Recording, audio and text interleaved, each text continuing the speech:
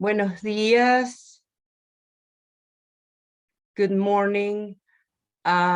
Un anuncio para quienes quieran, estén en la computadora y quieran tener interpretación simultánea. Hay un logo al lado, en el lado izquierdo, en el lado derecho de la pantalla, un logo que es el mundo. En ese logo ustedes pueden seleccionar su idioma de interpretación, apretando ese logo. For those of you who cannot see the screen that we just introduced, we're going to start in a few seconds. If you want simultaneous interpretation, if you are on a computer, if you are joining the webinar not on Facebook, you can click on the interpretation feature at the bottom right of the screen, which is a little logo like the world. Michelle. مرحبا للجميع وشكرا لحضوركم. الترجمة متوفرة باللغة العربية. إذا بتعملوا معروف تكبسوا على أسفل الشاشة وتختاروا اللغة العربية.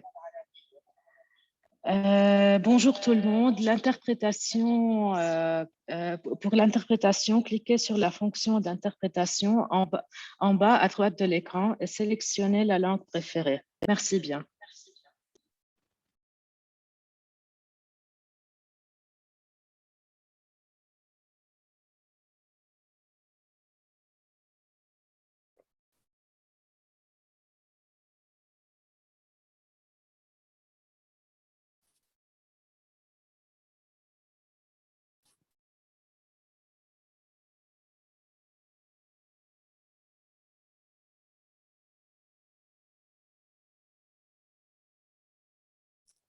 Hello, everyone.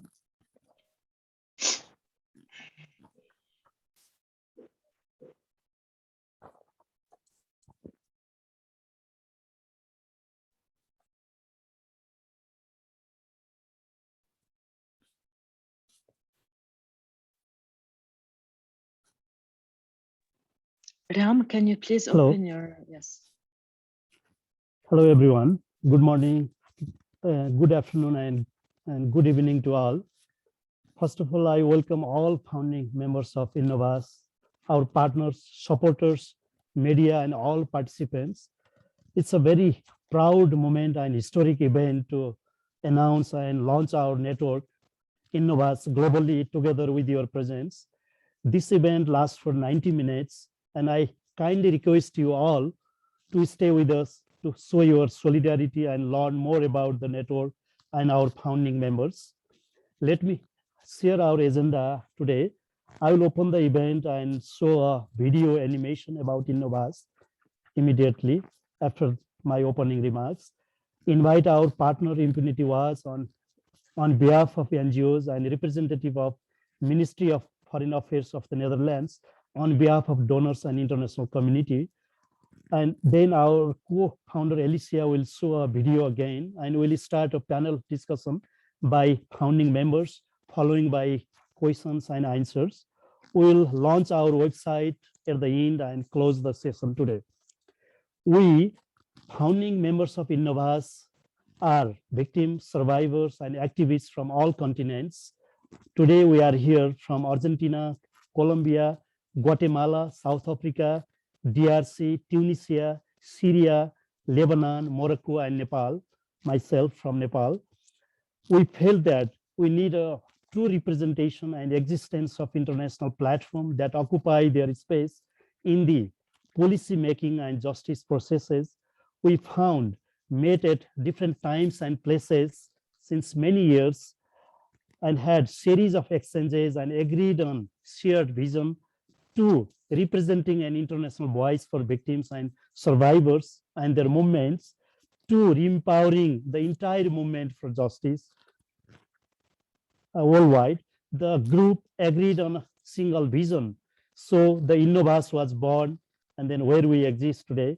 For many in the network, INOVAS represents the culmination of years and even decades of activism for the rights of victims and survivors at home and abroad. It's a very new beginning of collective solidarity to lead an international activism purely led by victims and survivors. Our members have experienced human rights abuses in a range of contexts, including conflicts, dictatorships, and abuses by both state and non-state actors. As such, all members come with their own stories, own experiences, and challenges as a result of the serious human rights abuses. As such, this diversity is part of INOVAS strength, meaning the network provides a safe collaborative space for victims and survivors the all over and empowers generation of justice riders. As we claim, with the emotions and motivated activism, we need to build a new future with dignity for all of us. We live in a time of unprecedented human rights crisis. It seems that everywhere in the world, different actors from state forces, non-state militias to international terrorist groups are abusing human rights on an unprecedented scale. Ongoing conflicts in Ethiopia, Syria, and Yemen have tested the very limits of the international rules-based order around conflict, calling into question the international community's ability or even willingness to hold up to account perpetrators of serious human rights violations. Brutal counterterrorism campaigns and insurgencies, coup and crackdowns have seen people around the world endure the scourges of arbitrary arrest and enforced disappearances, summary killings, rape, and other forms of gender-based violence and other serious rights abuses. It can all feel overwhelming, as if there is a little hope left to in impunity, but rather than asking what is the point in fighting for justice when so many injustices are being perpetrated on a regular basis, the better question is, what is the best way to fight for justice and accountability? One answer to our group, to that question is INOVAS, International Network of Victims and Survivors of Serious Human Rights Abuses, a new network by and for victims and survivors of conflicts, dictatorships, and other abuses to drive their agenda in their own terms. INOVAS aims to create a platform to represent the often sidelined or ignored voices of victims and survivors. Central to that aim is the belief that victims and survivors must lead the fight for justice and accountability at local, national, and international levels. The network INOVAS grew organically from our fight against historical injustices and continued serious human rights violations everywhere. The victims and survivors have fought for our rights to justice and dignity in our countries and have come to realize that we need to build an international network to fully achieve our vision of a world where victims and survivors of serious human rights abuses attain meaningful justice, in which our dignity is recognized and our agency is validated in the struggle to end cycles of violence, human rights abuses, and impunity. This is our vision statement made by our founding members. We commit to supporting victimized and affected people in their struggles to reconstruct their lives and overcome the effects of the abuses they have experienced. We have a solidarity force through our memories of human suffering and injustice. We welcome and support through the network victims and survivors of all grave violations of civil and political rights, as well as economic, social, cultural, and environmental rights, including war crimes and crimes against humanity. And so this is the network, and then we try to represent victims, survivors, and their movement from all over the world. And after this launching event, we open our memberships based on our mission and objectives. And so I again welcome you all today to show your solidarity, and we look forward to work together for our cause. Now we'll watch the video animation to learn about the founding members of INOVAS.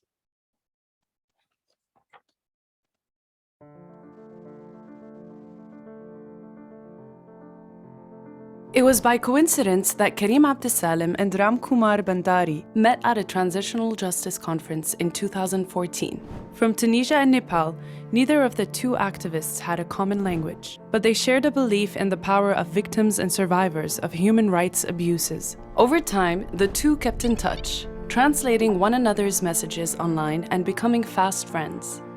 Together, they started planning a network that could give voice to people like them. We started dreaming of having this network to really help all victims, wherever they are in the world, without their voices being hijacked by others. By early 2020, a full group of founding members came together, representing struggles for justice and accountability from around the world, from Argentina, Colombia, the Democratic Republic of Congo, Guatemala, Lebanon, Morocco, Nepal, South Africa, Syria, and Tunisia. The international network of victims and survivors of serious human rights abuses was born. For many in the network, INOVAS represents the culmination of years and even decades of activism, driven by a belief that victims and survivors are the best representatives of their struggles. Each context brings with it different lessons about the fight for justice and accountability. And so each INOVAS member brings with them their own skills, experience, and expertise about how that can be done. As INOVAS, we're representing an international voice for victims and survivors. It's not just re-empowering ourselves, it's re-empowering the entire movement.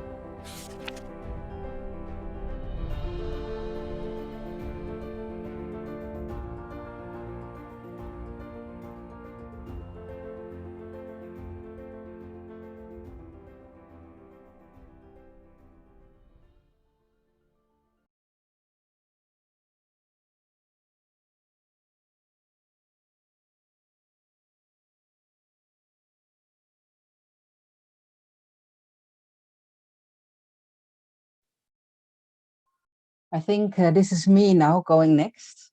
And I just want to express here my gratefulness to have this opportunity to share with you a few words on behalf of Impunity Watch. It is very important and exciting occasion, and as Ram mentioned, a historic occasion as well.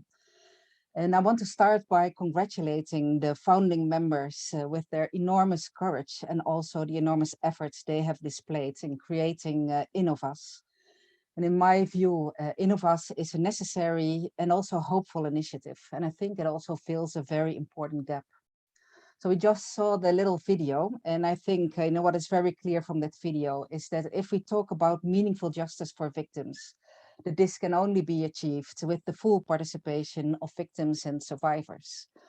And that only makes sense, of course. I mean, only those who have the lived experience of atrocities would know, how these crimes affect their lives, how they affect families, how they affect societies.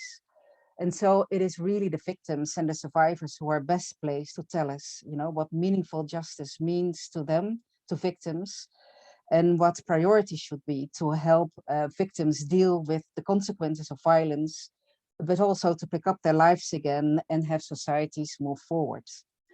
Victims and survivors also hold very important information about root causes of that violence and of the contextual challenges. And if we don't manage to navigate these contextual challenges in an appropriate way, then this will definitely undermine the potential of justice processes being put in place. So that all is to say that involving victims is really central to make for better justice approaches. But then again, and we also saw this in the little video, is that unfortunately, and even, if we see that very important international policy frameworks now all acknowledge the importance of victim participation, the practice still very much lags behind. And we see that victim participation is interpreted in very narrow ways, in a very legalistic way, and that there's an over-reliance on top-down and technocratic approaches and on the use of international experts. And of course, international experts have a very important role to play. They have important expertise to contribute. But what they lack is the lived experience of violations and the contextual knowledge of how to navigate these very complex challenges on the ground. And so they also speak more about victims than with victims. And this really creates this knowledge gap, if you wish. And this knowledge really is a risk that policies that are being implemented, processes that are being implemented, risk losing out of the full potential to make for meaningful change for victims. And then if we look at victims in this very difficult context, of course, when processes are being implemented, they have high hopes that these processes will really make for meaningful change in their lives. And so when this doesn't happen and there is a superficial implementation only, then victims get disappointed and they get frustrated, sometimes even angry. And then we risk that these victims lose their trust in international actors and in these processes that are meant as to support them and as to help them to move forward. So when I say that INOVAS is really a necessary and a hopeful initiative that fills these important gaps, is this what I talk about, because INOVAS is set out to address this very problem. And they do that in two ways, and Ram already mentioned this. On the one hand, by really promoting solidarity among victims, between victims, through South-to-South exchange, but also by claiming back the space around policy tables on the national, on the regional, and on the international level for victims to speak with their own voice and to be able to inform policy processes so that they really address their needs. And I must say that what I really admire about INOVAS is how they understand the importance of community and movement building.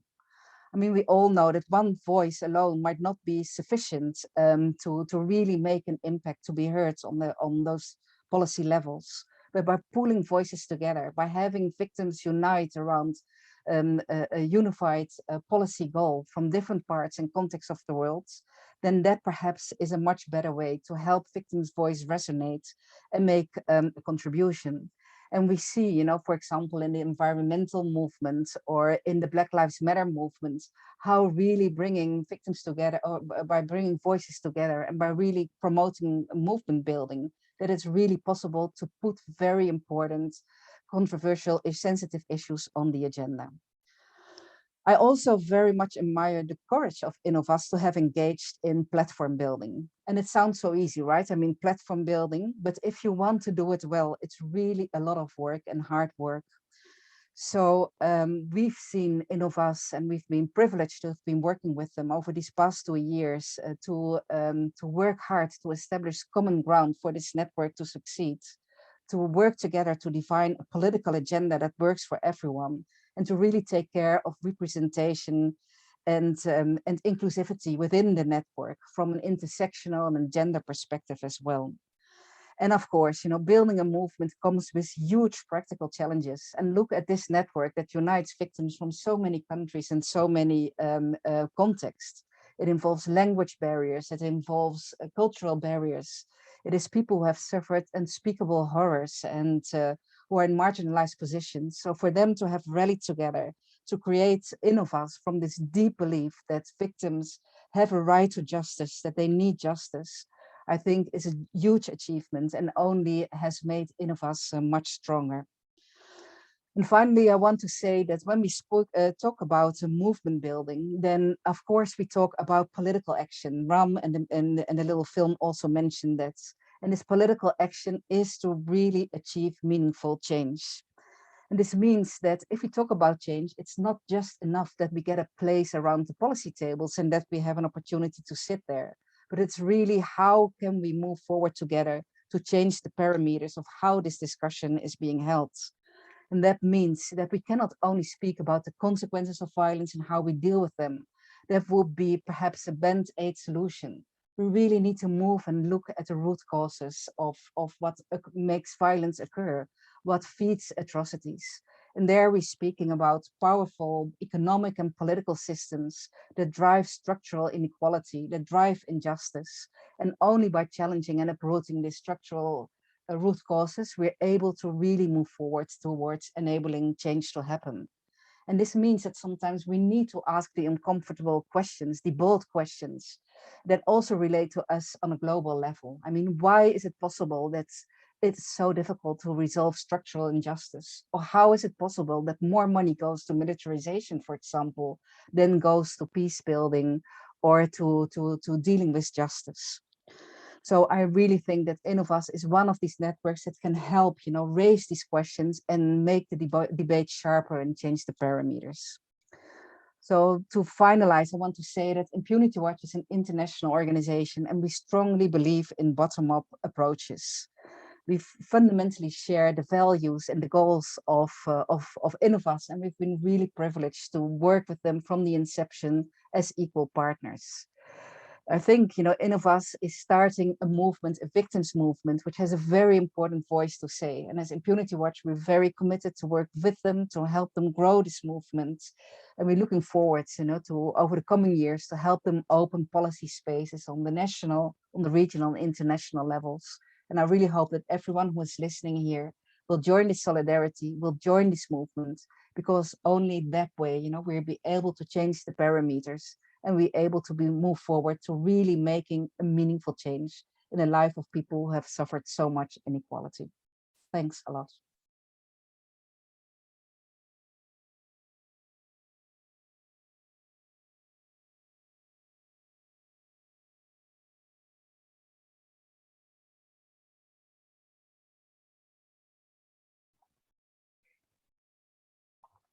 We are going to hear now from Evelyn de Bruijn, please.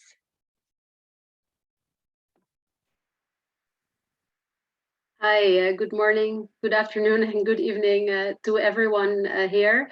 My name is Evelyn de Bruijn. I'm with the Dutch Ministry of Foreign Affairs, with our Department for Stabilization and Peacebuilding, and I focus on our justice work. I find this incredibly inspiring. I was very impressed by the video and also by all the people present here today. Thank you so much for having invited me to be here. It's very humbling to be speaking here amongst so many people who know what they're talking about.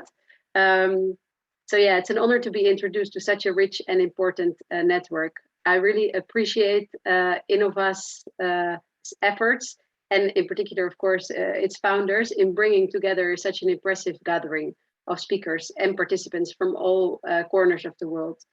The network for us touches the core of our work. The principles that you uphold are incredibly important.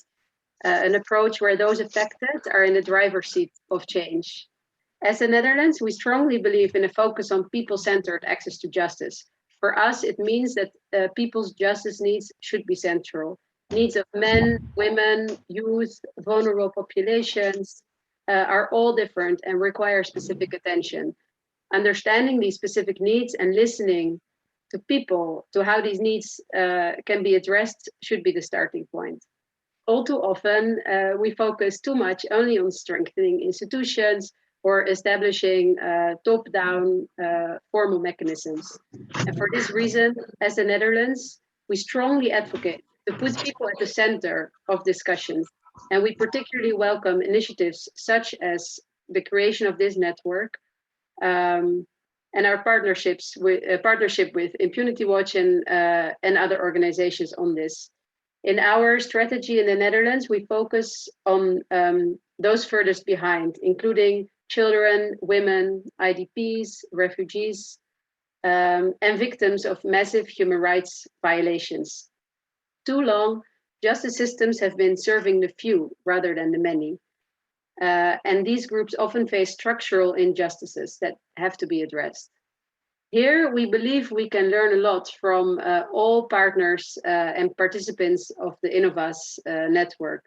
Transitional justice should be fundamentally people-centered, putting victims, not the providers, at its heart.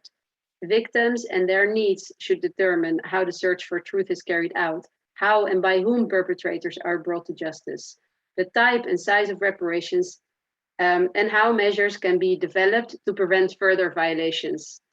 Furthermore, we need to include voices of those affected by conflict and human rights abuses in efforts of prevention. For example, we need to listen much better to victims to understand the root causes of legacies of violence and to untangle the power systems that enable these legacies. Marlies also mentioned this. We also need to work and listen better to victims on issues as legal reform, socioeconomic rights, mental health, and how to work with informal or community justice systems that are often closer and more relevant to people than formal justice institutions. As the Netherlands, we hope to contribute to building a global community of countries and partners that commit to promoting this approach of people-centered justice. We recently, together with the Center of International Cooperation, the Elders, and G7 Plus Secretariat, a group of fragile conflict-affected countries, launched a Justice Action Coalition, together with a number of other countries and partner organizations. We want to create a platform to exchange experiences and deepen our knowledge and to take joint action. Through building this community, we want to make people-centered justice and a victim-centered justice the new normal. We much welcome and also depend on our partners' expertise and engagement in the Justice Action Coalition. We really look forward to work with INOVAS in these efforts. To conclude, I would like to thank you for having organized this event, creating the opportunity to learn from all of you, from each other, and to, of course, formally launch this important network.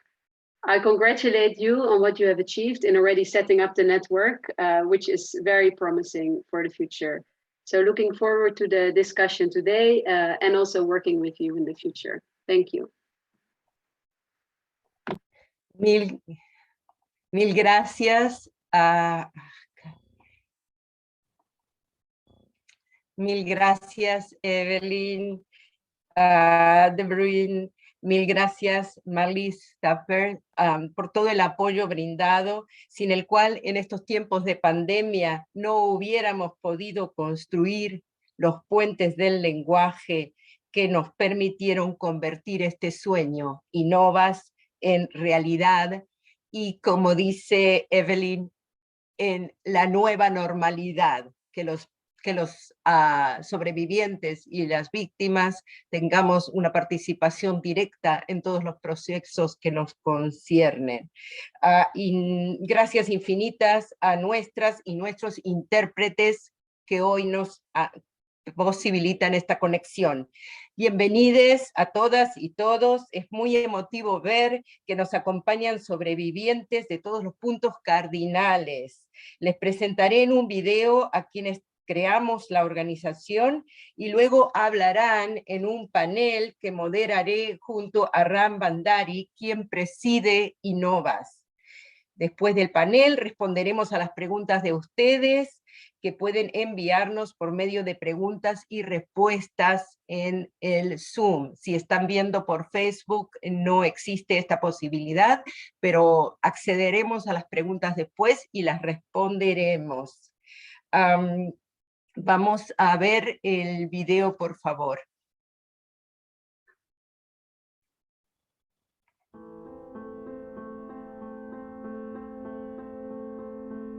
أنا أحمد حلمي ناشط لاعب في سوريا مدافع عن حقوق الإنسان وناجي من الاختفاء القسري والتعذيب والاعتقال دام لمدة 3 سنوات في 9 مراكز اعتقال مختلفة. مؤسس مبادرة تعافي لدعم الناجين من الاعتقال، مبادرة متمركزة على وبقيادة ضحايا التعذيب. Soy Alicia Parnoy de Argentina, soy profesora universitaria y escritora.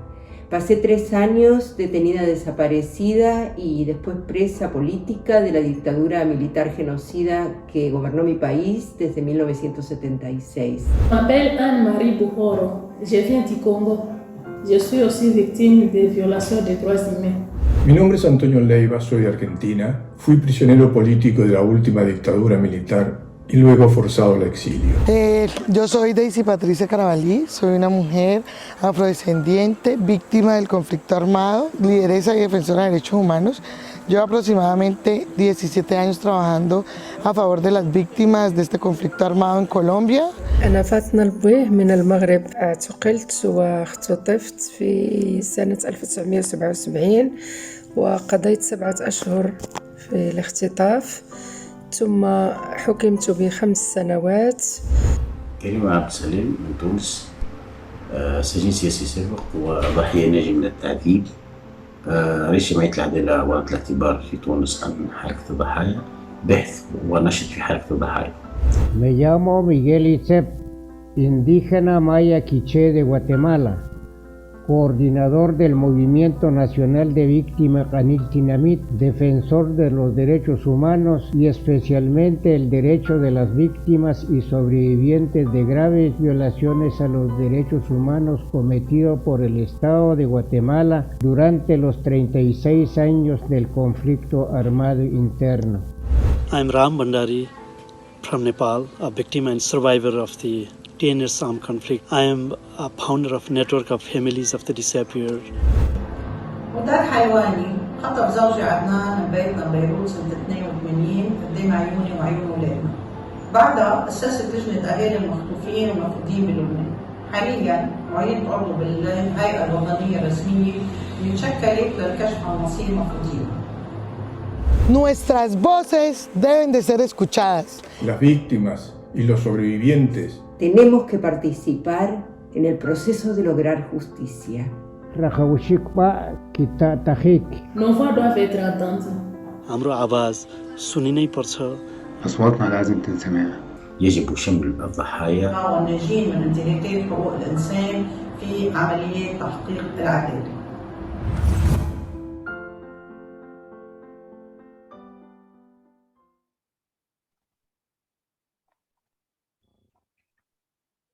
Estoy casi con lágrimas en los ojos, emocionada, y les voy a presentar ahora a nuestro panel, donde cada panelista va a responder con un máximo de 5 minutos, van a tener un relojito, una pregunta clave para nuestro trabajo.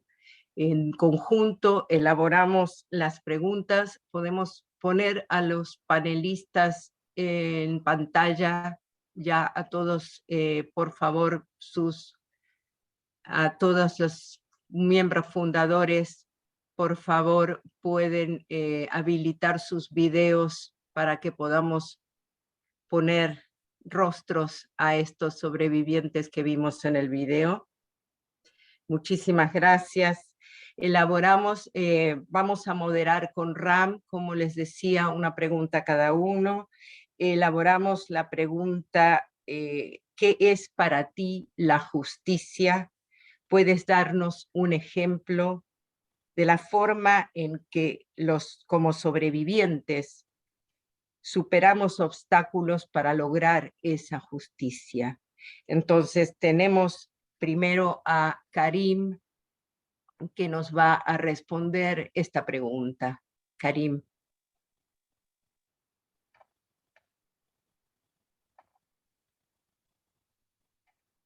شكرا لسه. مساء الخير، صباح الخير لكل المتابعين لهذا الإطلاق، لهذا اللحظة التاريخية. أعتقد أنه يعني مثلت لنا نحن ولجميع الضحايا تقريبا في إنتاج فكر ينبع من تحت إلى فوق.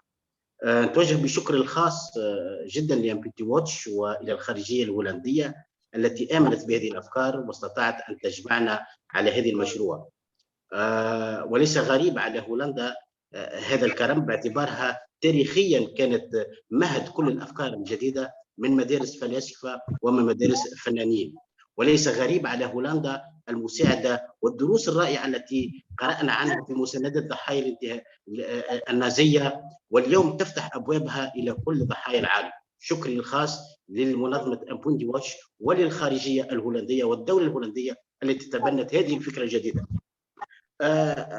نحن بكل اختصار نتبنى مفهوم العدالة الشاملة، يعني بدون تجزئة والتزام بكل المسارات متلازمة بعضها: العدالة القانونية والجنائية، والعدالة الاجتماعية والثقافية، وعدالة الإدماج والتأهيل، والعدالة عدالة الذاكرة والذكر مآسينا ضمن الرواية الرسمية.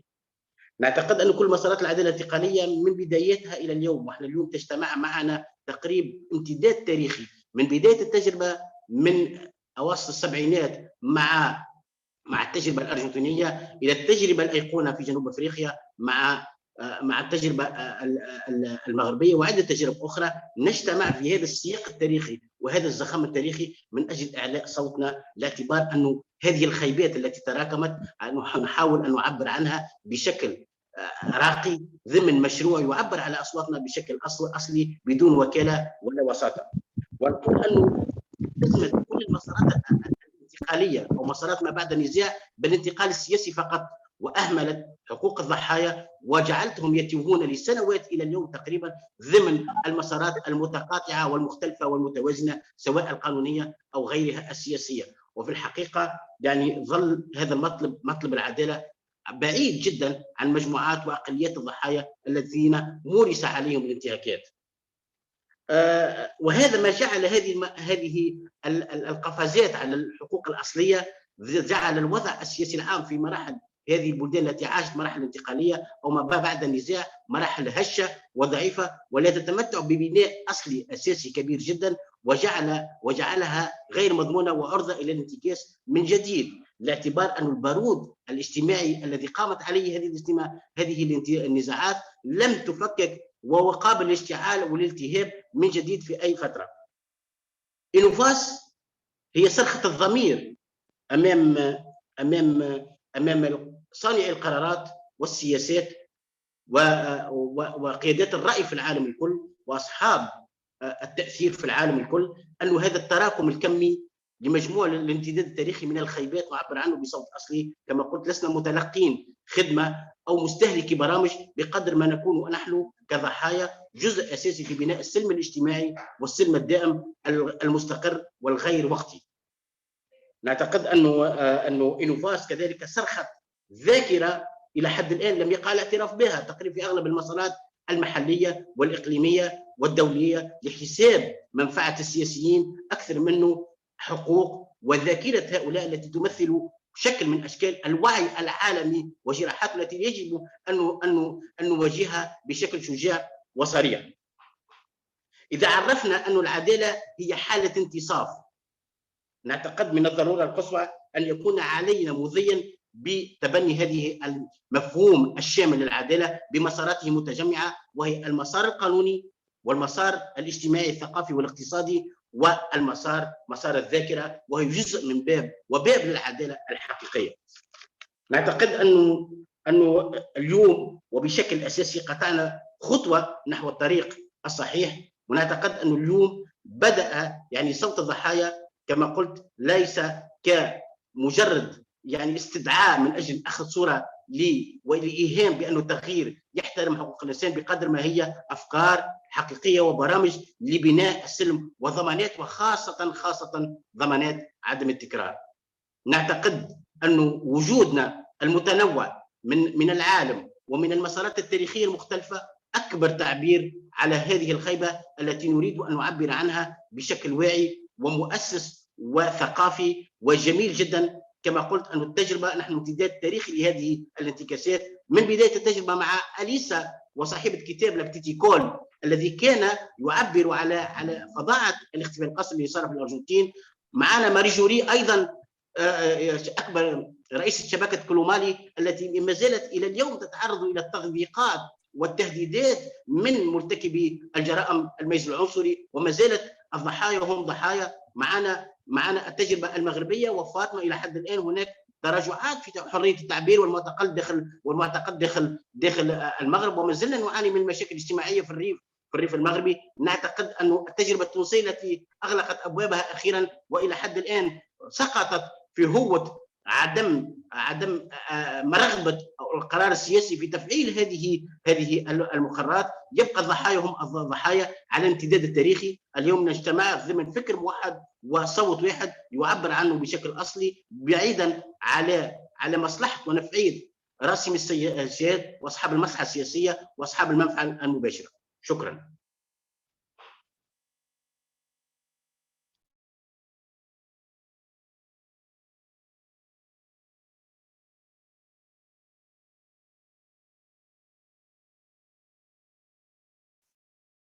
Muchas gracias a ti.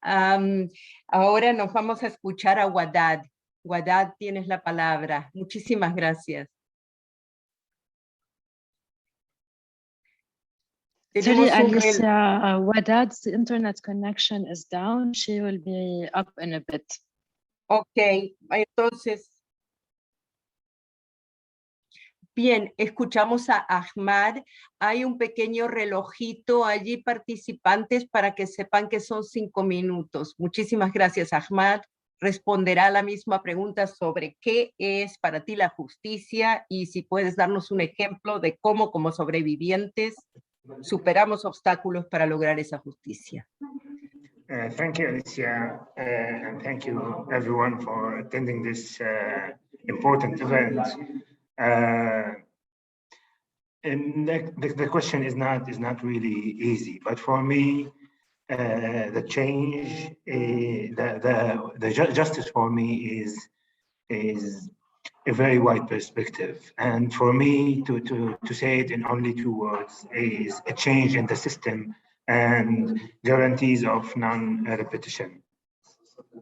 As you saw in the video, I'm Ahmed Helmi. I'm a survivor of 3 years of enforced disappearance and torture in Syria.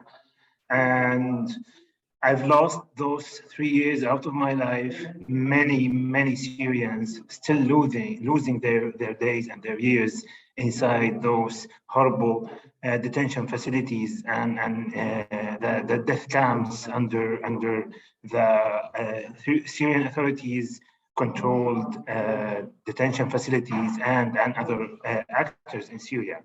And for me to make those 3 years that I have lost, to make them count for me, I need and I want to see that we have made something. We have made a change in the system that will guarantee that those perpetrators will not violate human rights anymore. To make sure that those violations and crimes will not be repeated. So for me, to make what I have lost count and to make what everyone have lost count is to really guarantee a non-repetition. In 2 years ago, I guess we have been working on launching this or creating this network for 2 years or a little bit more, because I remember that the first meeting when Karim and Ram met and discussed the whole idea was in Turkey in a workshop with our initiative, Ta'afi initiative. And later on, I met with all of you in the Netherlands. And it was, for me, it was really shocking, you know.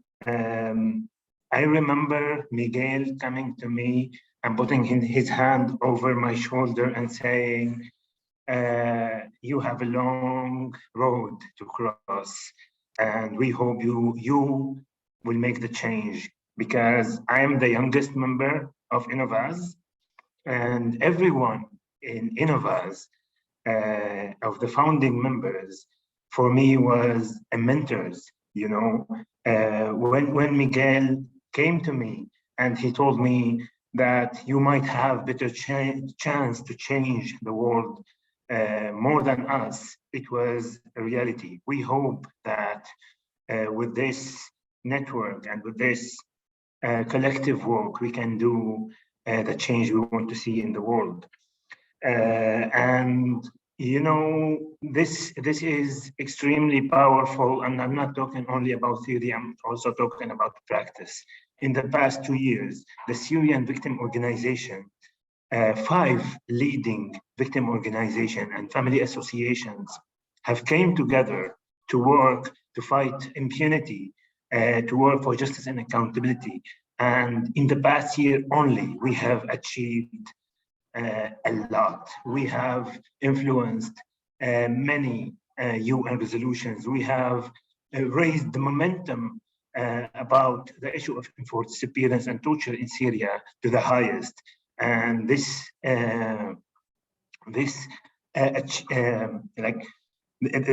success couldn't have been happened without the victims coming together and working and fighting for justice together. So yeah, I see I see how this international, intercontinental network will do in the future, and I have high hopes for it. And thank you. Thank you. Muchísimas gracias, compañero. Vamos a escuchar a Miguel ahora responder la pregunta.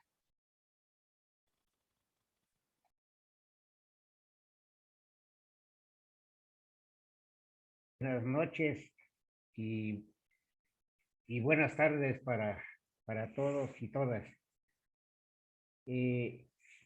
Es impresionante este evento político, histórico que estamos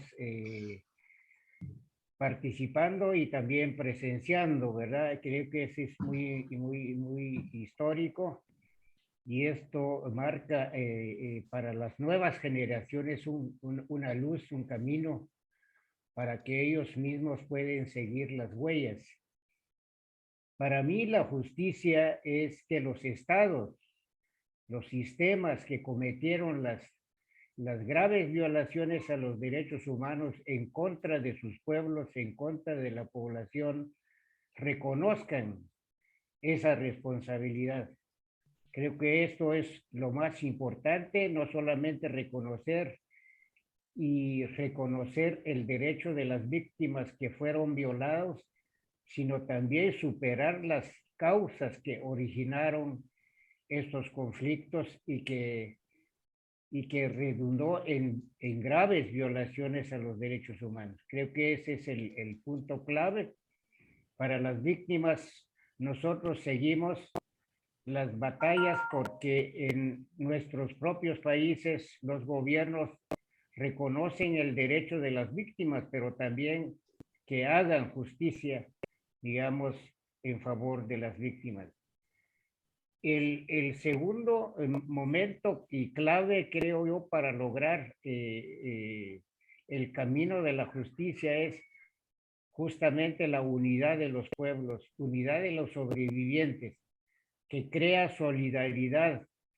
Un ejemplo básico: en el 2013, las víctimas y sobrevivientes en Guatemala lograron llevar el genocida, el golpista, general Ríos Montt, a juicio, y que hubo una sentencia de 85 años en contra de él por haber cometido el genocidio en Guatemala. Y esto para las víctimas y para los pueblos fue una luz importante para que entonces en el mundo y en los países nuevamente florece la justicia, y que esto podemos construir nuevamente la paz en nuestras naciones. Una cosa es que los grupos de poder votaron este juicio, anularon la sentencia. Sin embargo, para nosotros las víctimas, esa sentencia quedó en firme, y aunque ya haya muerto el genocida, de todas maneras nosotros seguimos considerando que esto recibió la sentencia y sigue, digamos, bajo esa sentencia. Creo que esto es el ejemplo más importante, más ejemplar en el mundo y en los pueblos, y para nosotros las víctimas realmente fue un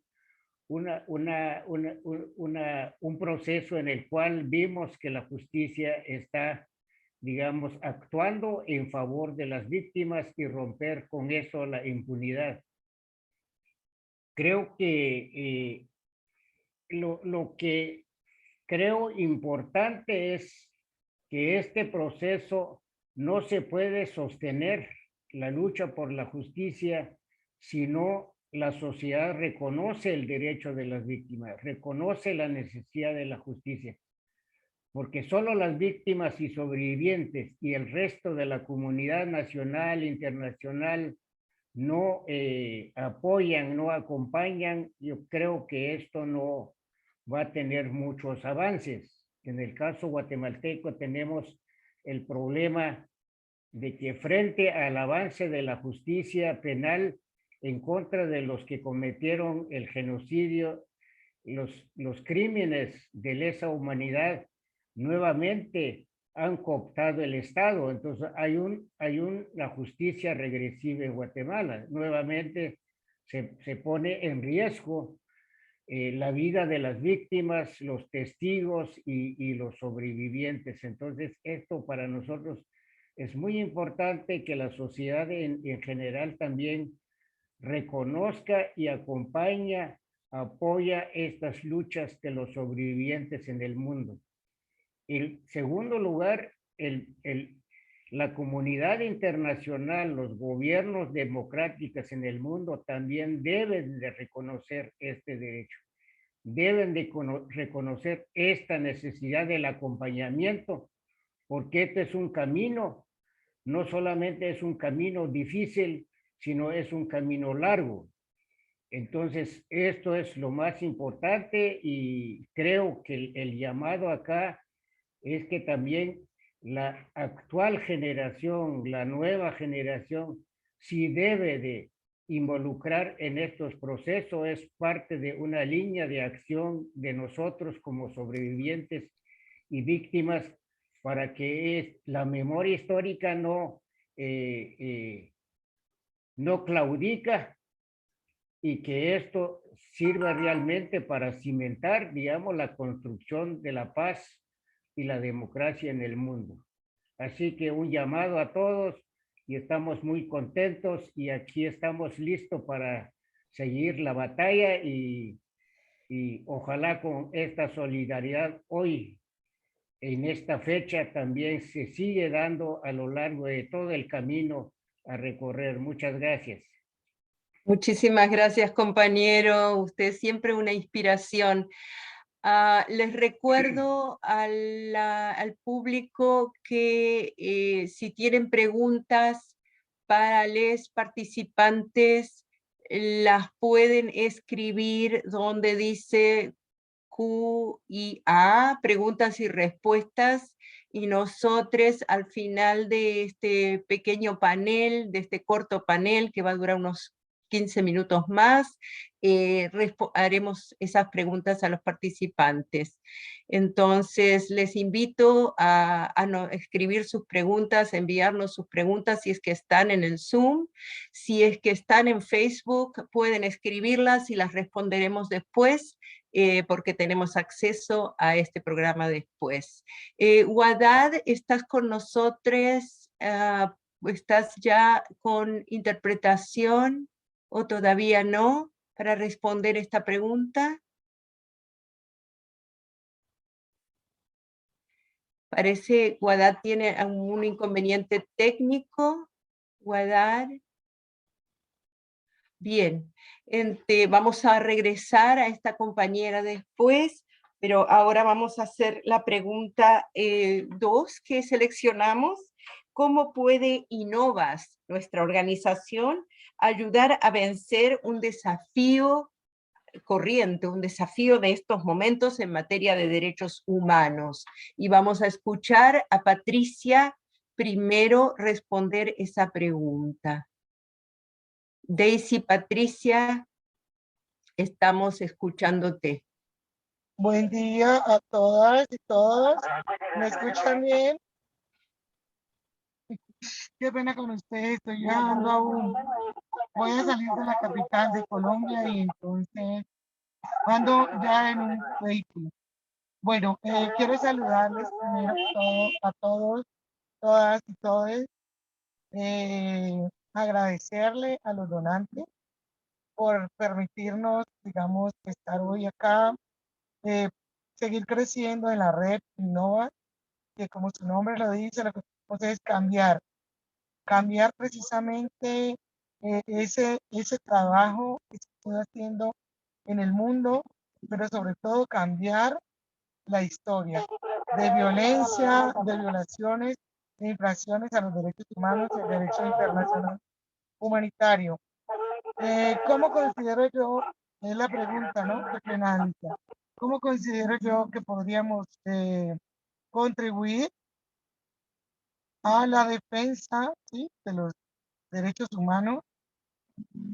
Bueno, INOVAS, desde luego, es una contribución muy importante.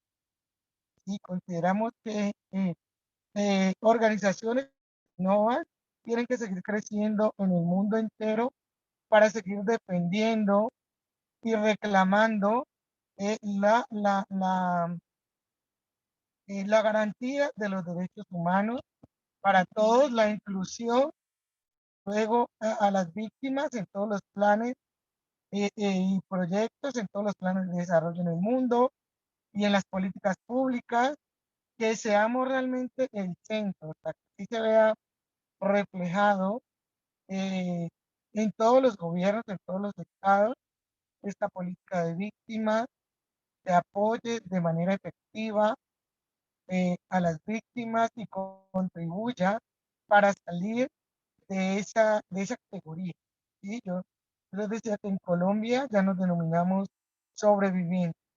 De hecho, no es una organización de sobrevivientes también, pero necesitamos que sea un acto político de verdad. O sea, en la resiliencia que nosotros y nosotras tenemos, pues empezamos a declararnos sobrevivientes, pero a veces las realidades de los territorios no es tan fácil. Es que necesitamos que realmente los estados, los gobiernos y los donantes trabajen para ello, para realmente las víctimas pasen a sobrevivientes como un sujeto político, como sujetos políticos activos en las sociedades. Entonces creo que este ejercicio innova, esta organización, es una contribución muy importante que debemos seguir fortaleciéndonos para seguir defendiendo los derechos humanos, acompañando en todos los temas, los comités que ya hemos creado, en el tema jurídico, pero también seguir desarrollando todo este tema de incidencia. Y como repito, hay que seguir visibilizando los procesos y las víctimas para que pasen realmente a ser sobrevivientes.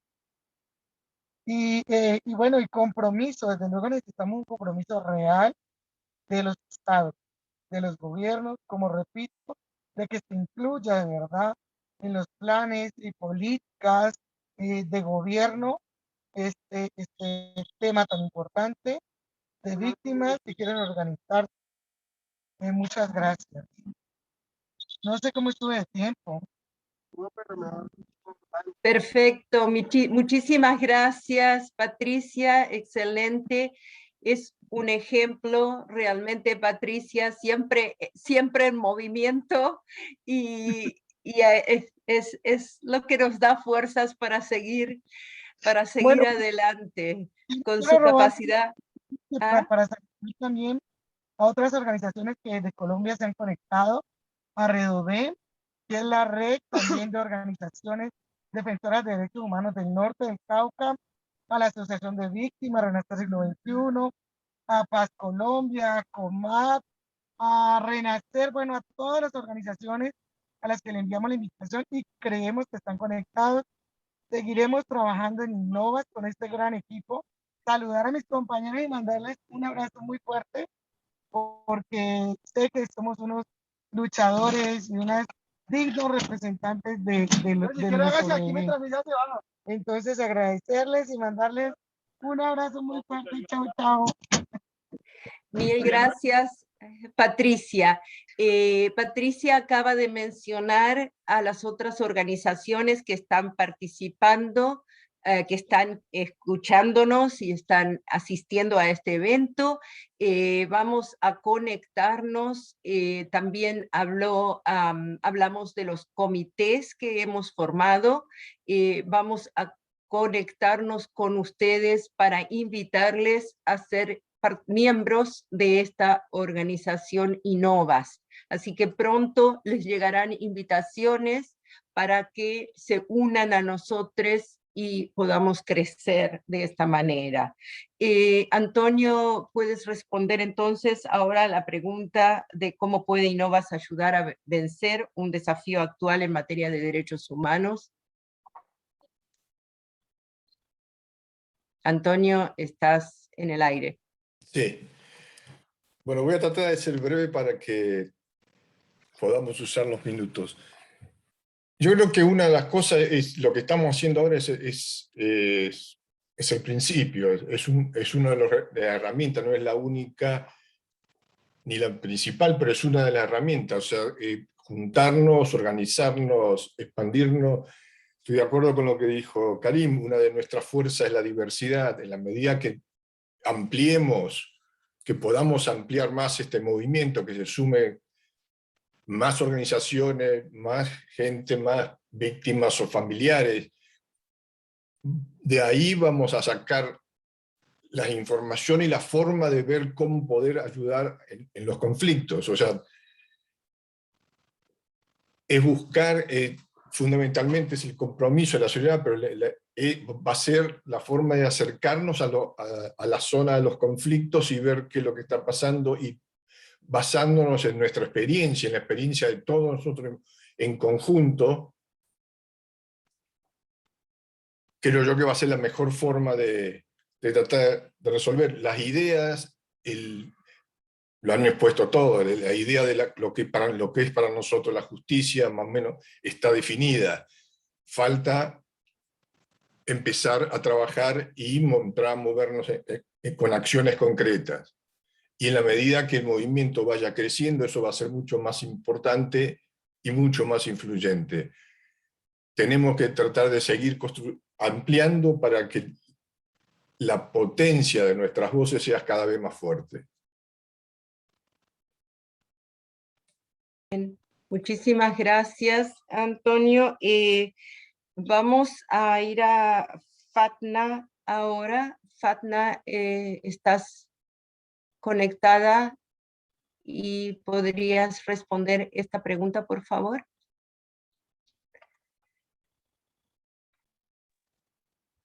Oui, bonjour tout le monde. Vous m'entendez? Allô? Vous m'entendez?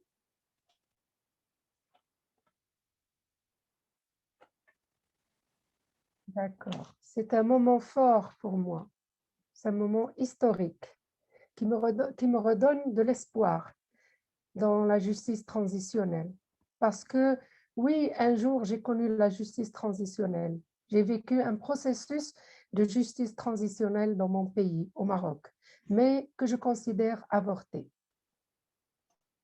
Si les hommes étaient la cible de la répression, du fait qu'ils étaient dans l'eau, les femmes aussi ont joué un rôle essentiel dans la lutte pour la recherche de la vérité, pendant la disparition, l'incarcération ou après la libération.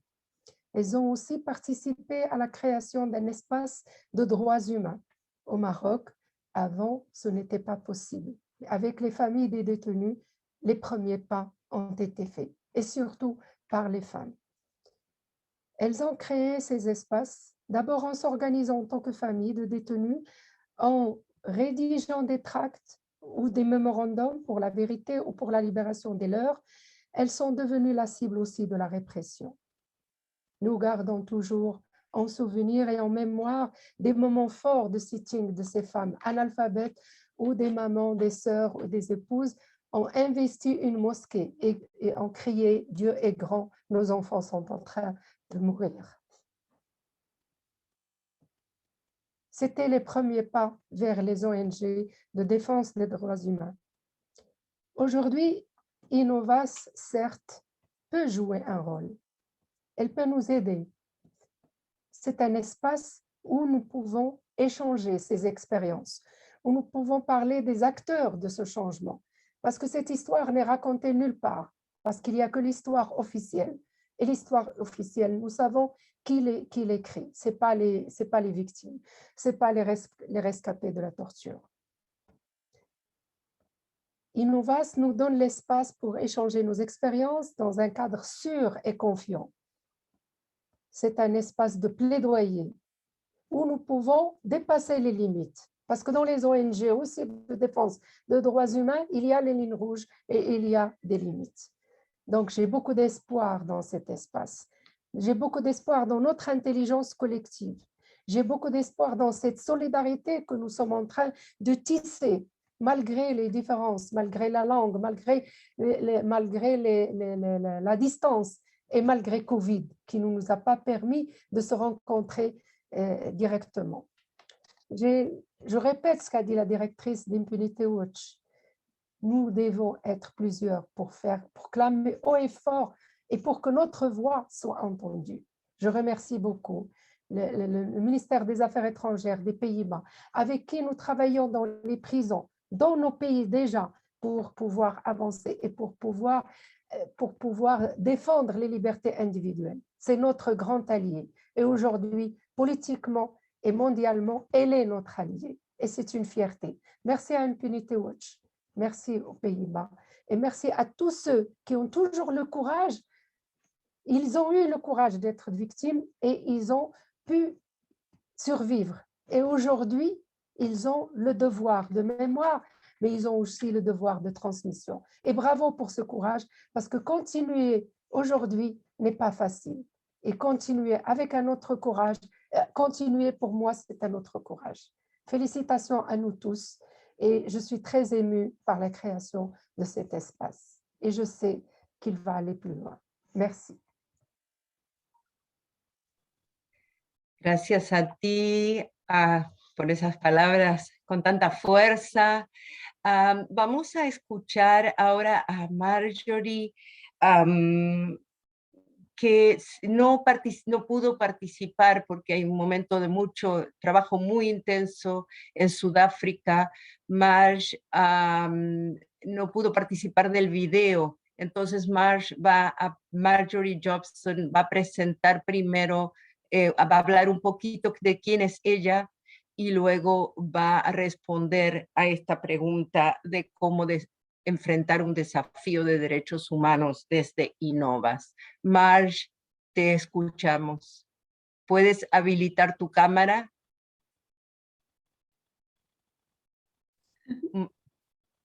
Thank you, Alicia. I'm really sorry, for some reason the camera won't work. So I'm afraid I'm going to have to just speak like this. I think this is a moment for great celebration.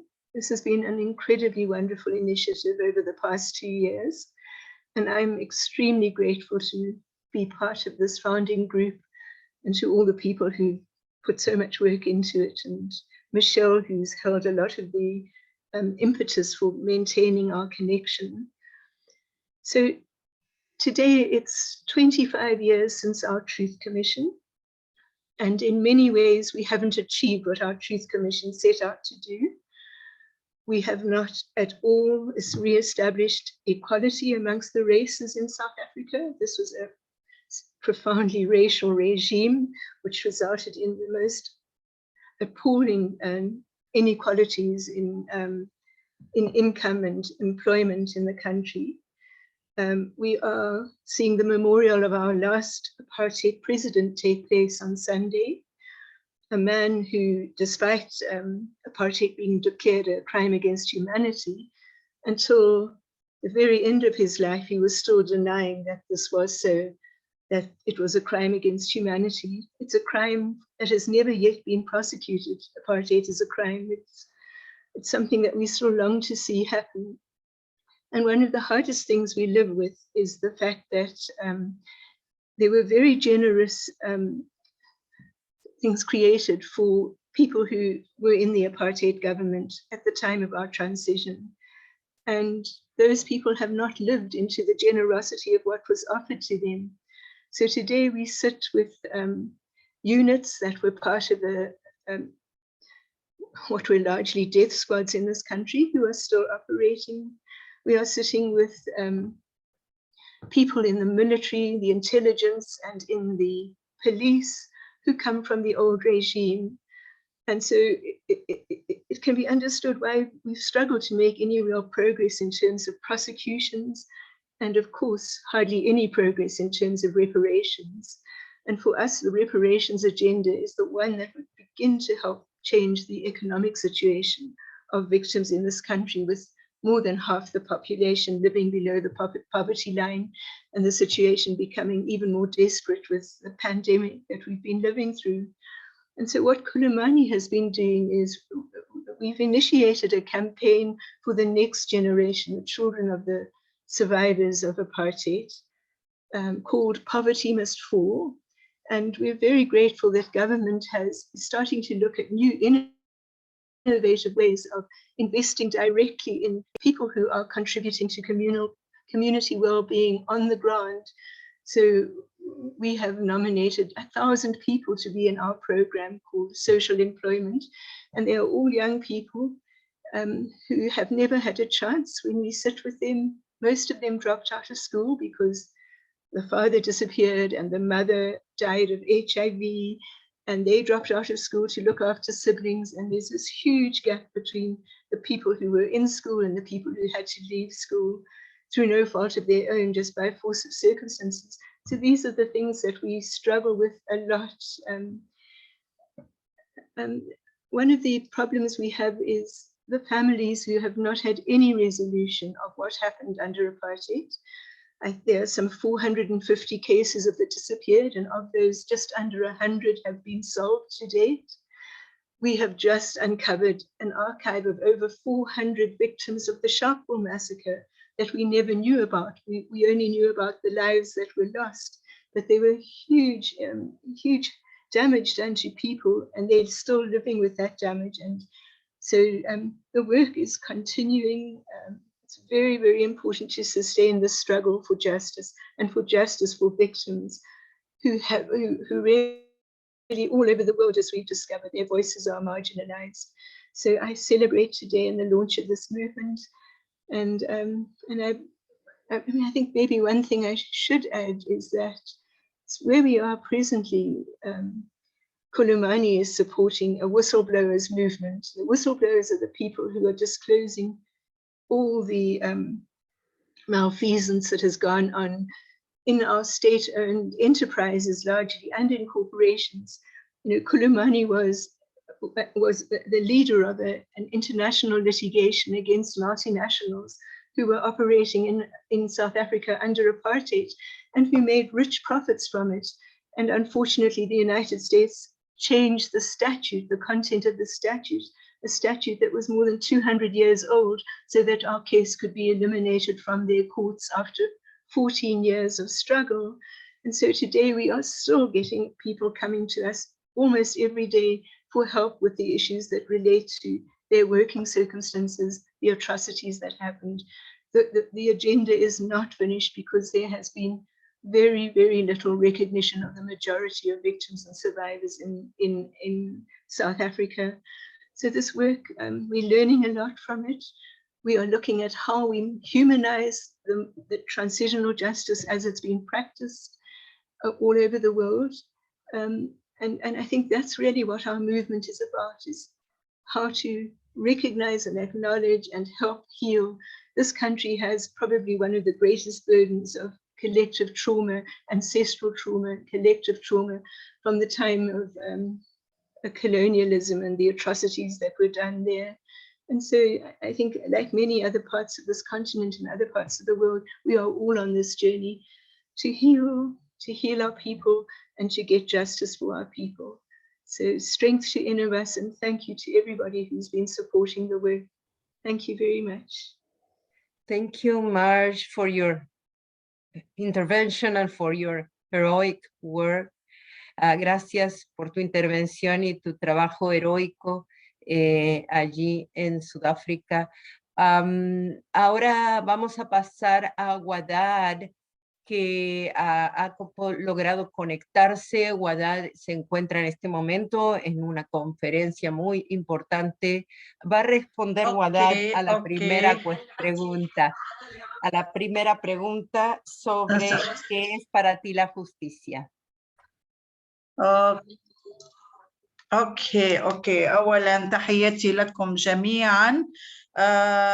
يعني أتحدث عن العدالة، وكما رأيتم أن لا عدالة لدي بانتمائي إلى لبنان، وخاصة أني خسرت جزءا من المداخلات القيمة للصديقات والأصدقاء بحكم حرماني من الكهرباء وبالتالي انقطاع الإنترنت. فلا عدالة في بلدي، لأني أنا إذا أردت أن أعرف العدالة هي الالتزام بما تفرضه القوانين، وبالتالي المساواة في الحقوق، وبالتالي أي انتهاك لأي حق من هذه الحقوق فمعناتها فقدنا العدالة. لا تتكلمون عن العدالة الانتقالية في عدد من البلدان، لكن في لبنان لا يوجد عدالة انتقالية وإنما عدالة انتقائية للأسف. وحتى لا أطيل نحن يعني تشكلنا في لجنة أهالي المخطوفين والمفقودين في لبنان في زمن الحرب، ومنذ أسبوع تقريبا ختمنا عامنا 9 بعد 30، يعني 39 سنة صار عمرنا، وما نزال منذ تشكلنا في العام 1982 ما زلنا نفتش عن العدالة، بمعنى آخر عن رفع الظلم الذي طال العدد الكبير من أحبتنا، من أبنائنا، أزواجنا، آبائنا، إخوتنا. وبالتالي يعني لن أطيل بالثلاث دقائق لأني أحتاج إلى مجلدات حتى أقول أننا تجمعنا خلال الحرب ك يعني حركة احتجاجية من أجل السلام فعليا، وبالتالي تشكلنا وتجمعنا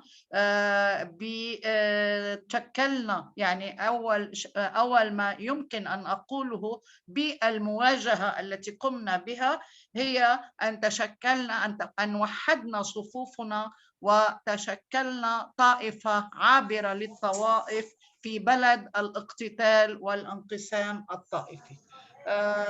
وكنا حركة نسائية بامتياز، لأن غالبية المفقودين هم فعلا من الرجال، وقمنا بالمواجهة ولم نستسلم بالرغم من يعني خلال الحرب كنا فعلا نعمل تحت القذائف ونيران المسلحين، وبالتالي كنا يعني عملنا في ظروف جد استثنائية وجد خطرة. في ظروف الحرب كنا وحدنا، وكان المجتمع يعني مهتما بحماية رأسه، وبالتالي كنا نتعاطى مع المرتكبين، مع الميليشيات المتقاتلة بلبنان، والتي كانت سبب غالبية جرائم الاختطاف التي وقعت، إضافة إلى وجود أذرع يعني أدوات أو أنظمة أخرى كانت تساهم بارتكاب هذه الجريمة. ولكن فعليا استطعنا حتى في زمن الحرب أن نخرق النيران وأن نتجمع، وبالتالي وحتى عندما أعلن السلام، ونحن نسميه فترة ما بعد الحرب لأنه توقفت الأعمال العسكرية، ولكن منطق الحرب وقيم الحرب ما يزال بقي ساري المفعول. ونحن نقول حتى يومنا هذا كنا الصوت شبه الوحيد الذي قال لا، ليس هذا هو السلم، والصوت الوحيد الذي قال السلم لا يكون بطي كل ملفات وما نتج عن الحرب، وإنما يكون بالتعامل وبحل هذه كل الكوارث الناتجة عن الحرب. وبالتالي هذا السلم المزيف والهش مثل ما قلت كنا يعني السلم أو الذي أعلن بين قادة الحرب أنفسهم، وإنما بقيت كل آثار الحرب وكل ثقافة الحرب ما تزال سارية حتى اليوم. فكنا يعني كل أدوات المواجهة وكل ما تعرضنا له مقابل أدوات المواجهة، أقول أننا استطعنا خلال هذه السنوات الطويلة من النضال والصبر، وأهم شيء كان التمسك بحقنا بمعرفة مصائر أحبتنا. هذا ما قادنا واستطعنا أن نخرق حتى اللامبالاة المجتمعية، واستطعنا أن نقيم حملات وطنية ونحث المجتمع من أفراد ومن هيئات الذين استطعنا بمعيتهم من تشكيل إطار أصدقاء للقضية، وانتزعنا ما يعني استطعنا انتزاع ما انتزعناه من نتف صغيرة في طريق الوصول إلى الحل، حتى استطعنا بعد 36 عاما من انتزاع القانون قانون الذي شكل يعني محطة مفصلية وتاريخية بنضال أهالي المفقودين والمخفيين قسرا. هذا القانون الذي أصبح عمره 3 سنوات استطعنا انتزاعه وفرضه على يعني على القادة وعلى المسؤولين اللبنانيين، وبين هلالين أقول انتزعناه انتزاعا، لأننا يعني التحدي الأكبر كنا أننا اضطررنا أن نتعاطى مع قادة الحرب الذين ما يزالوا يعني بمعظمهم وجلهم هم قادة في زمن ما يسمى السلم. استطعنا أن ننتزع هذا القانون، وبالتالي ما تزال وكان محطة مفصلية، لأنه كرس حق المعرفة بنص تشريعي لا يقبل التراجع عنه، وإنما معركتنا الحالية هي بفرض تطبيق هذا القانون. وقد استطعنا أن نفرض بموجبه تشكيل هيئة وطنية مستقلة التي تملك صلاحيات واسعة ولتقوم بمهمتها الكشف عن مصير المفقودين. هذا كلام يعني كلام يعني يجب أن يضاف إليه أن كل خطوة خطوناها هي كانت من باب مواجهة منطق الحرب. Thank you. أوكي، وأقول الجملة الأخيرة أنني للمرة الأولى أشعر بوجودي في هذه المناسبة وضمن هذه الشبكة، ولي شرف أن أكون بمن أمثل لجنة أهالي المخطوفين والمفقودين في لبنان وكل ضحايا تقريبا العنف الذين ما يزالون يعانون هذه الارتكابات. لأول مرة أشعر بهذا الاحتضان، وأشعر كما أصبحنا أقوى بتسلحنا بالقانون اليوم، أشعر بقوة أنني لدي أصدقاء في عدد كبير من أنحاء العالم الذين يستطيعون مواكبتي ودعمي وتقديم أي مساعدة أحتاج إليها. شكرا.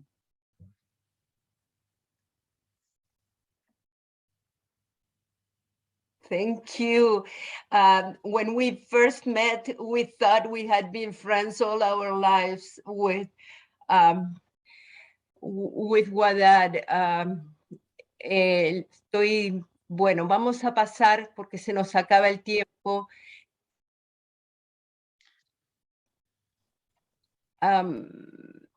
Vamos a pasar a Anne-Marie. No sé si tienes conexión. En este momento nos gustaría escuchar tu intervención, tu saludo. Creo que se ha vuelto Anne-Marie Buhoro del Congo, te escuchamos. Anne-Marie.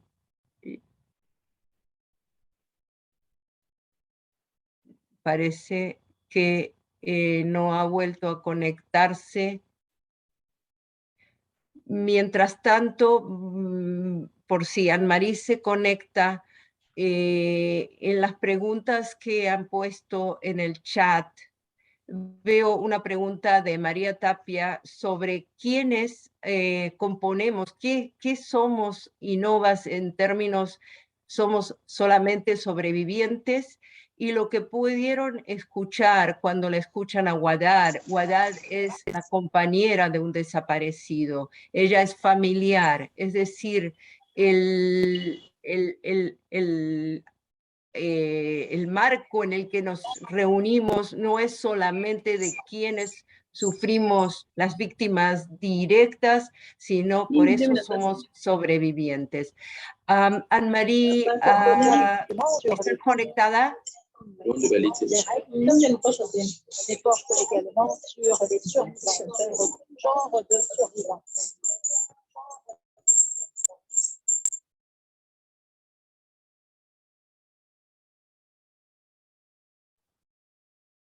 Bien, no, Anne-Marie no puede conectarse, como decía Wadad, estamos en países, ¿sí? Ok, te escuchamos. Vas a responder la pregunta de cómo crees que INOVAS puede contribuir a vencer un desafío actual en derechos humanos.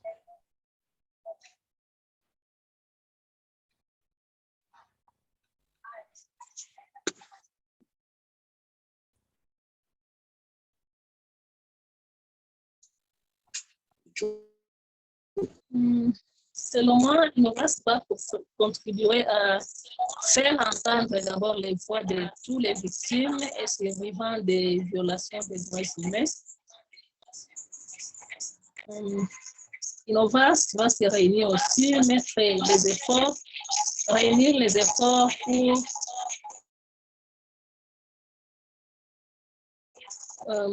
promouvoir la justice fonctionnelle dans tous les autres pays où la justice fonctionnelle n'est pas appliquée. Merci.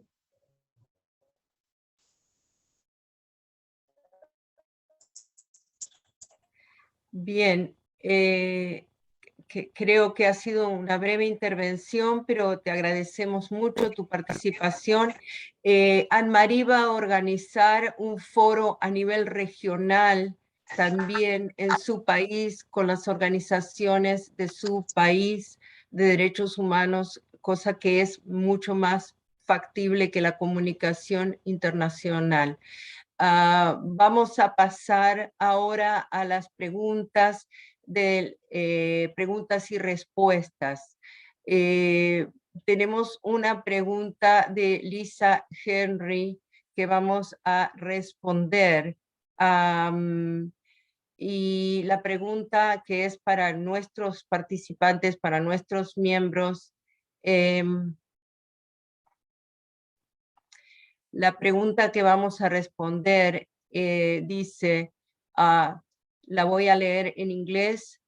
Torture survivors and victims who receive rehabilitation support, IRCT members, agree on the need for a space to speak, a platform, access to tell their stories to decision makers, to present data and use the opportunity to inform their torture rehab process to rebuild their lives. How can IRCT support and collaborate with INOVAS to build a global movement of survivors who speak and act on their own terms in a safe and significant way? Cualquier miembro de nuestro panel que quiera responder esta pregunta de cómo puede el IRCT colaborar con INOVAS. Y es una pregunta muy importante porque nos hace pensar en cómo puede cualquier organismo internacional de buena voluntad, cualquier ONG, colaborar con nosotros. ¿Quién quiere responder esta pregunta? Por favor, habilite su cámara y su micrófono. Melissa? Sí. Ram? No, ¿quién? Karim, maybe. Karim, Karim. te escuchamos. كريم. شكرا. نعتقد أنه منظمة الدنماركية مهمة ياسر في مسألة خاصة خبرتها واشتغالها على تأهيل وإدماج الضحايا. ونعتقد احنا من أهم أهدافنا هي مآلات الضحايا، وخاصة بعد تأمين الانتقال السياسي يتركون مصيرهم ومآلهم إلى الفراغ. ونعتقد أنه خبرة ERTC هي مهمة جدا للضحايا، وخاصة إيصالهم بشكل مباشر بدون وساطات إلى الضحايا الذين يجب أن يتمتعون بهذه البرامج وبهذه الأفكار في مسألة التأهيل والإدماج ورد الاعتبار.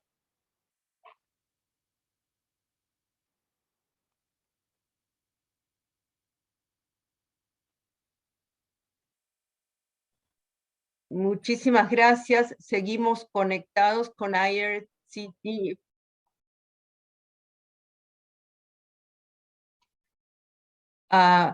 Tenemos una pregunta en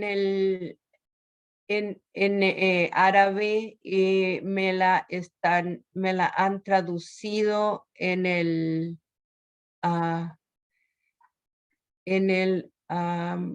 chat. Estoy buscando la pregunta que la han traducido al inglés, pero ahora no la encuentro. Ok, tenemos un par de minutos y déjenme perdón por este pequeño. ¿Dónde está Michelle? Si tú ves la pregunta traducida al inglés, ¿la puedes leer, por favor? Porque no la puedo encontrar en este momento. La pregunta en árabe que está en nuestro... Oh, aquí. Razan Has Sleiman. The question is, what are the initial practical steps to start and work on helping victims in the world and in the experiences of transitional justice to benefit from the accumulation of your experience?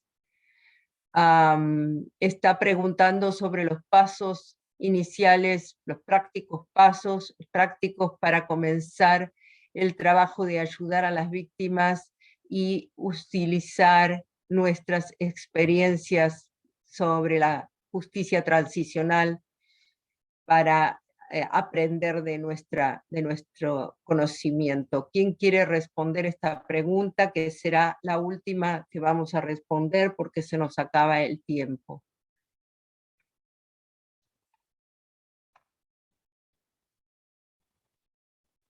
¿Alguien quiere responder esta pregunta de los panelistas?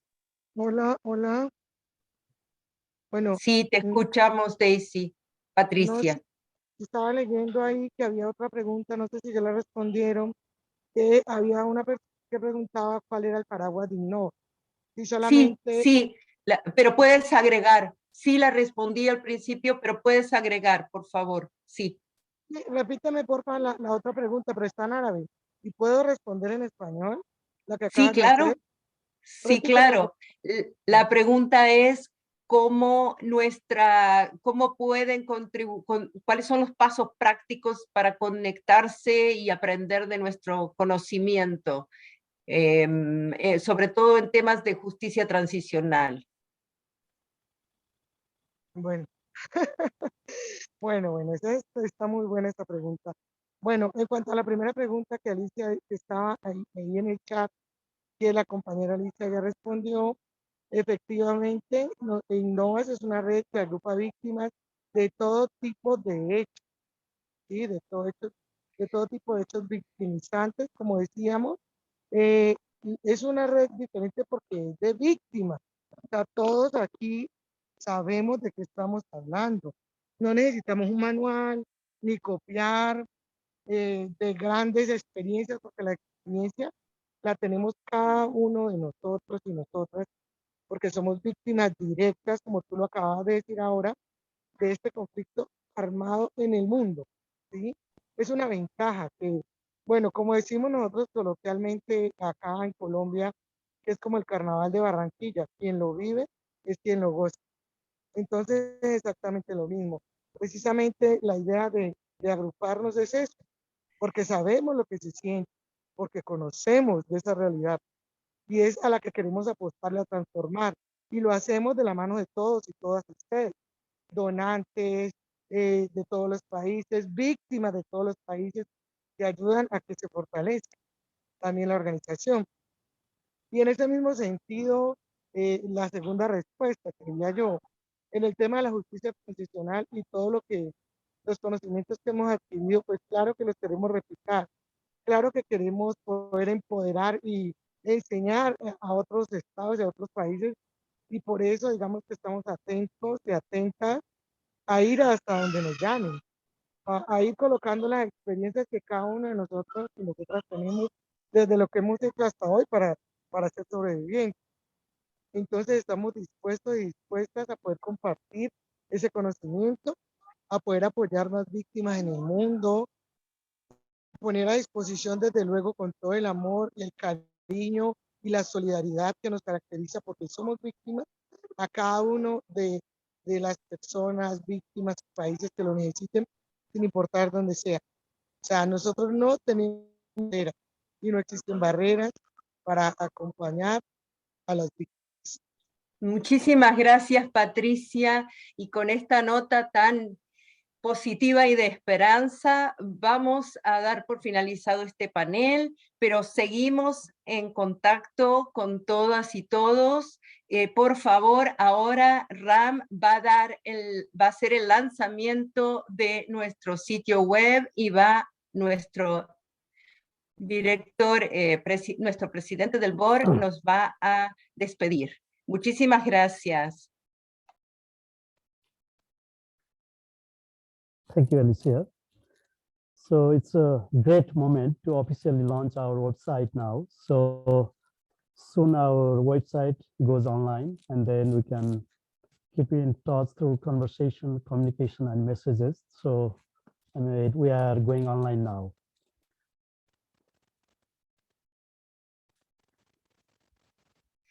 Muy bien. So ¿Algo más? www.inovas.ngo. So you can just click on and then read about our stories, read about our founding members, and then we'll post our activities and so on in the future. Gracias por juntarnos a todos, reunirnos a todos. Ram fue fundamental para que nos conociéramos. Ram, Karim, Ahmad fueron la base de todo esto. Un abrazo muy grande. Continuamos el trabajo. Continuamos en la lucha. Hasta la próxima reunión, compañeros y compañeras. Y seguimos en contacto con todos nuestra audiencia. Gracias, Michelle, por todo lo que has hecho por nosotras y nosotros.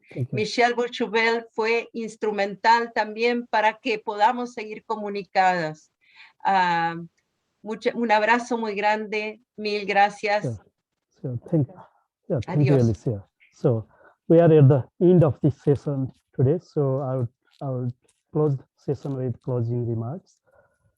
And so I thank you all again. So it's very exciting moment and also to begin a new journey, though we are not new actors in transitional justice movement, but we are gaining transcontinental solidarity with our diversity, occupying our own space to define our problems and needs in our own terms and claiming our rights. And these are our main missions of our organization. It would not have been possible without our collective efforts, teamwork, and a unique approach of partnership. We made it together. I honor the wonderful facilitation and support by our partner Impunity Watch, based in The Hague, who offered us a space and access to interpreters. And donors like Ministry of Foreign Affairs of the Netherlands and Swiss Ministry of Federal Affairs, And I greatly thank to Impunity Watch team, especially the executive director, Madis Stappers, Habib Nassar, Michelle, Mahad, Tom, and all members behind us.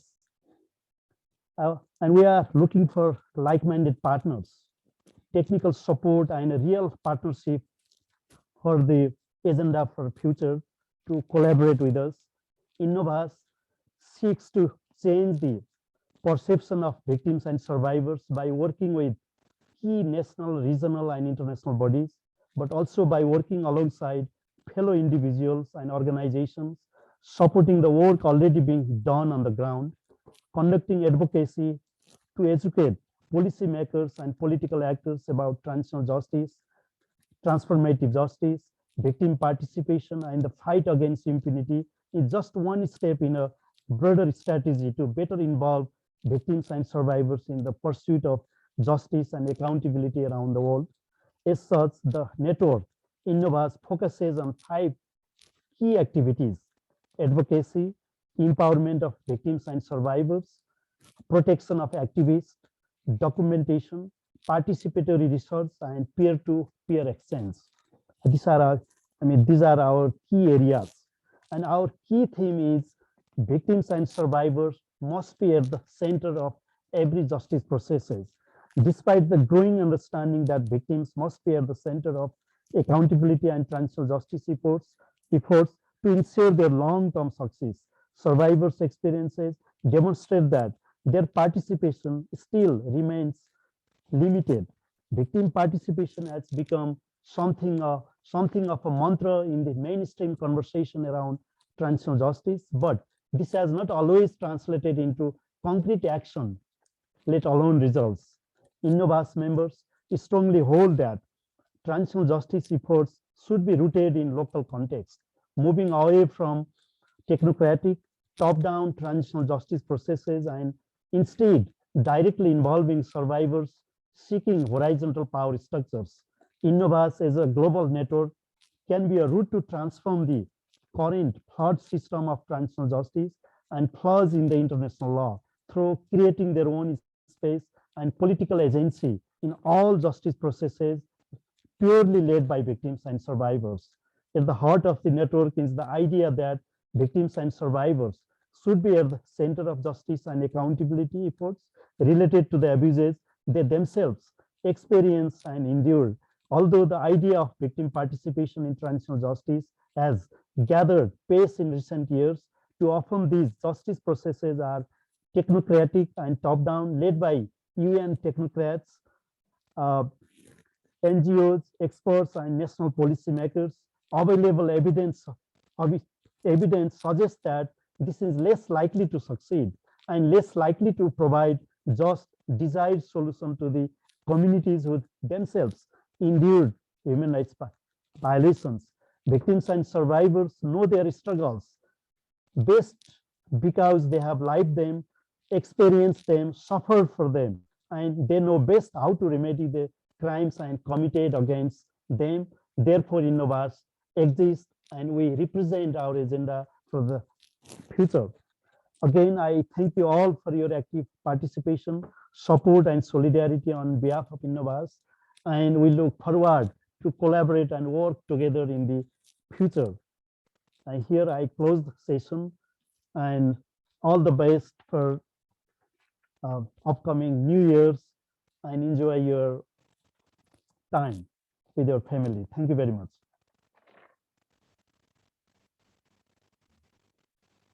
Gracias. Hasta la próxima. Próxima. Hasta la próxima, compañeros, compañeras.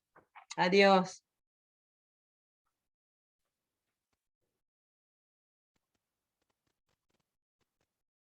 Thank you, everybody.